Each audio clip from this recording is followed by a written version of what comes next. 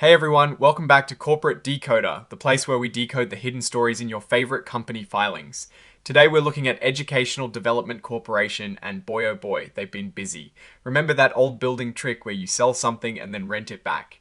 Well, they did just that, and let's just say it is a pretty big deal. Before we dive in, if you like cutting through the corporate jargon to get to the real insights, make sure you hit that subscribe button. And if you want to chat more about these filings or get early access to our analysis, join our Discord community, which is linked right down in the description. So, Educational Development Corporation, or EDC as we'll call them, just dropped a report that tells us about some major moves they've made. Think of it like a company pressing the reset button and refinancing everything to get a fresh start. This particular report, an 8K, is like a company telling the world about really important events that aren't part of their regular financial reporting cycle.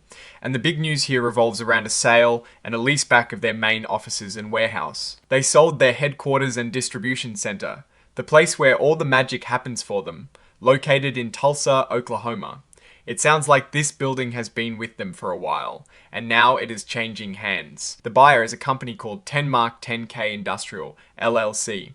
Now the price tag for this whole deal was a cool $32,200,000. That's a lot of zeros, folks. What did they do with all that cash? Well, it wasn't for fancy new office furniture.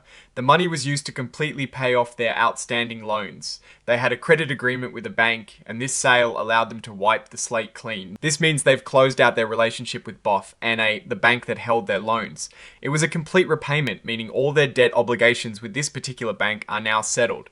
And the good news for EDC is that they didn't have to pay any extra fees or penalties for ending these agreements early. It's like breaking up with a credit card company before the year is up and not having to pay a cancellation fee. But here is the twist. After selling the building, EDC immediately signed a lease to keep using the space.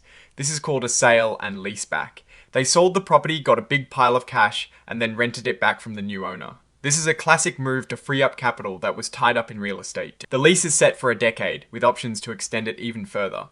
The rent starts at $8 per square foot, and it goes up by 2.5% every year. This means the rent will gradually increase, which is pretty standard for commercial leases. And get this, it is a triple net lease. This means EDC isn't just paying rent, they're also responsible for property taxes, building insurance, and all the maintenance. So, while they got cash from selling the building, they've now taken on these ongoing operational costs. This whole transaction essentially turns their headquarters from an asset they owned into an operating expense. They've converted a big chunk of their physical assets into cash. It is interesting to note that their common stock is traded on the Nasdaq under the ticker EDUC.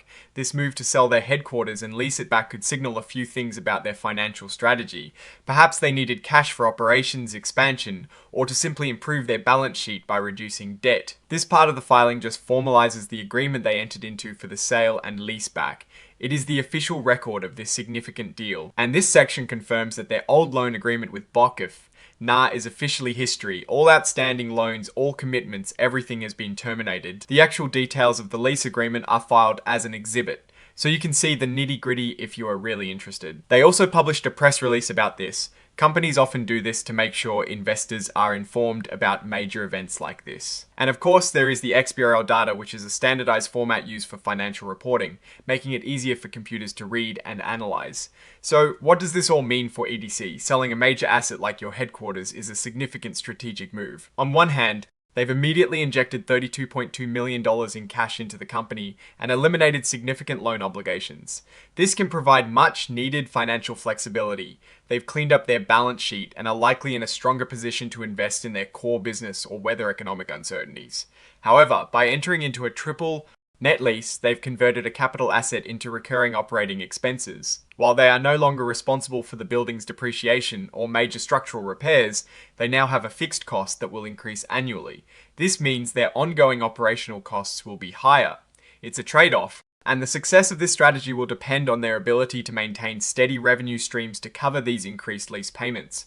A key factor to watch will be how their revenues perform over the next 10 years to ensure they can comfortably manage the escalating lease costs. Overall, EDC appears to be making a calculated move to shore up its finances and potentially refocus on its growth areas, rather than being tied down by property ownership. The next few years will tell if this was a strategic masterstroke or a temporary fix that adds new financial pressures. Alright, That is our breakdown of Educational Development Corporation's latest filing. What is your take on selling your headquarters and then renting it back? Do you think it is a smart financial move or a sign of underlying issues? Drop your thoughts in the comments below. If you found this analysis valuable and want more deep dives into corporate finances, please hit that like button and subscribe. And don't forget to join our Discord community for more exclusive content and discussions. Thanks for watching, and we'll see you in the next episode of Corporate Decoder.